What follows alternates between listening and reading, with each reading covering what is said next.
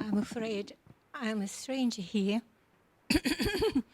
because it's accidentally that I'm present at this conference after I watched this Cultura cocktail on Yle with one of the organizers participating. I'm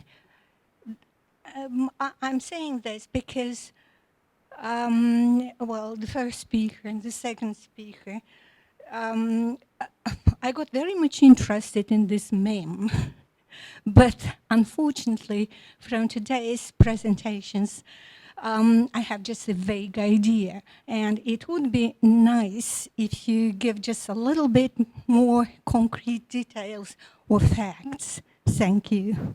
Tatiana Bogdanova, I didn't mention my name. Okay, thank you. Or we can also, Daria, would you like to? I was thinking about the same thing as well. Be- The educational curator. Should we leave this mic for? Yeah. Yeah, thank you for your question. Members, a project which were organized jointly with 5 cultural partners from 4 countries, as Sadi said. It started with educational program, which attracted by open calls in each countries. In each of the countries, it attracted 10 volunteers who wanted to participate in educational program and then in working together with artists, socially engaged artists. So in every country, it has its own focus, its own idea and its own, how to say, procedure. But their common denominator was the idea of art mediation, about which we will speak together more during the interactive session after the lunch. This was the core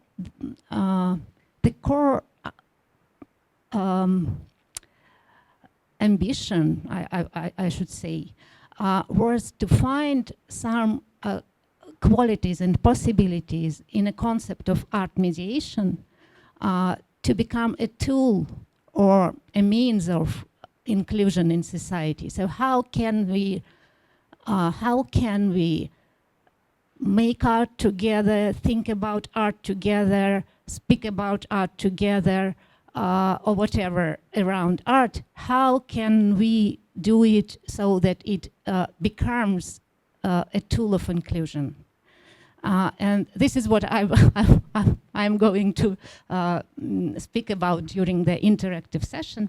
But just briefly, so it was an educational program for those volunteers, but which was extremely important for us. It was also educational program for us. So we as partners, as cultural professionals or social work professionals, we gathered together with those volunteers, agents of change, as they call them, and we learned from each other. We tried to build the educational program in a sense that it is not a ready-made knowledge which can come top-down from a person who is an expert to a person who is not expert yet. But we built it in a way that it is a dialogue, it is ongoing knowledge production, shared knowledge production between those participants. It was extremely challenging because of the pandemic. So when we planned it, of course, we were going to meet each other, to cooperate physically, to do things together, which is really important. But of course, during pandemic, we just could meet online. And this was, of course, challenging. But listening Sadi and Ailina, I'm really happy, I would say, and proud that we somehow managed to anyway do it. So thanks.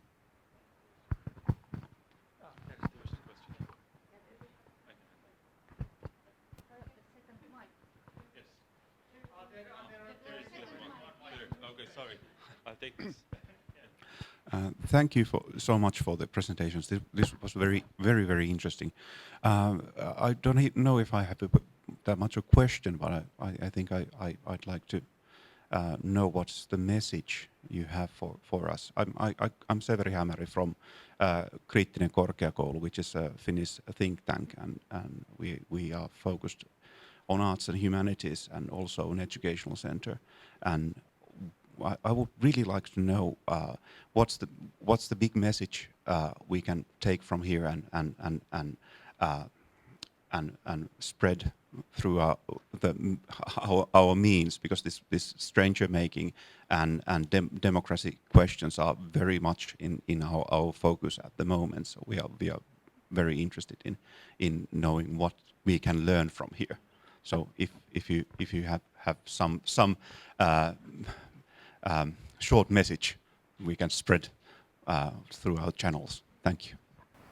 I think if to keep it short, this is also what the MEM is trying to convey, is what I also had at the end of my presentation, is trying to speak with the people, trying to gather more and more different ways of knowing. And I think when we had the talk about the integration, there was a comment that how to approach people, how to talk with, that this is a problem. And I think the problem is also that we're still trying to talk with people on our own terms through the surveys, but we have to go to them and spend time with them. And it's not necessarily that people should stand up and speak with clear voice against, I don't know, condemn the Russian war in Ukraine.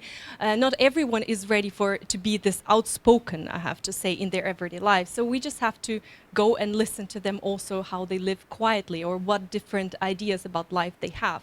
So this idea of speaking with the people, I think this is one of the main messages to undo this stranger making process and discovering different ways of knowing and not judging based on our own ideas of what normality is or what is the proper way of life, and or the Finnish way of life, which there is not, which is also changing a lot all the time. I think maybe. There is one of those words that we were using was power sharing, so that there is some person has the power to bring all us together here. So we use that power. We send you invitations and so on.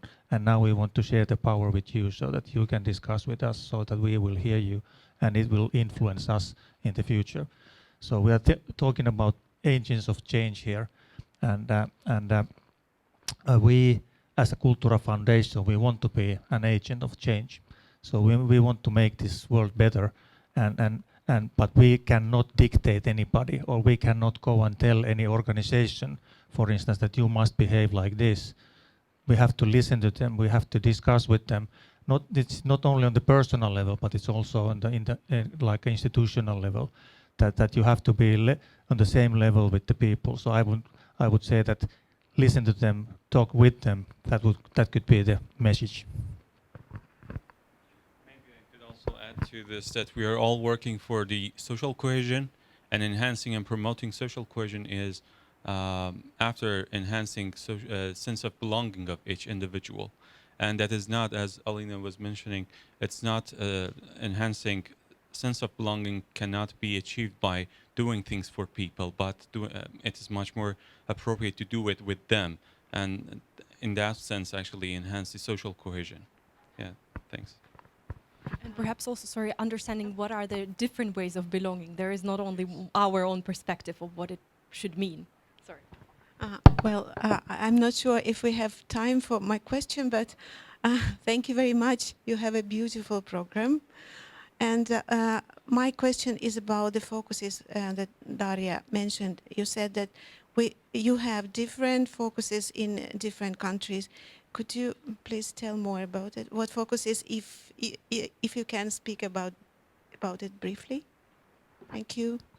Or I'll try. If you've something else, you can correct me. It also depends what kind of organization or partner institution it was. So what kind of issues they have been dealing before. So Foundation, of course, as Pekko mentioned at the very beginning, Russian speakers are the primary recipients, so to say, of the work. And the same was for the Italian Russian Museum. So they are trying to engage, of course, not only Russian-speaking communities, broader communities as well, but Russian-speaking or Russianness was at their center. Whereas with the other partner institutions in Sweden, they're very diverse. They are based in Tensta Konsthall. They're based in an underprivileged area. In Stockholm, and they're dealing with different people with migration background, people who've been left out by the economic reconfigurations in the country, and for them the decision was more to engage this locally based communities and to tackle the problems that this dwindling of public space in Tensta is causing for them.